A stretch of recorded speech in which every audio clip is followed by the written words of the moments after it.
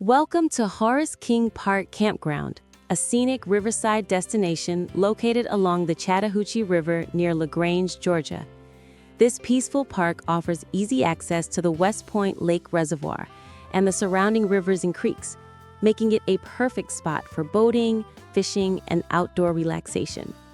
Visitors can enjoy a variety of amenities, including a convenient boat ramp, flush toilets, grills, paved parking, and picnic shelters complete with tables and water spigots. A group shelter is also available for reservation, ideal for family gatherings, reunions, or group outings. Getting here is simple. From LaGrange, take Georgia Highway 109 about 7 miles west.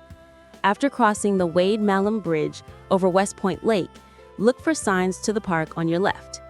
Turn off Highway 109, bear right, and follow the road to reach the shelter area. Whether you're coming for a quiet picnic or a full day on the water, Horace King Park is a true riverside retreat.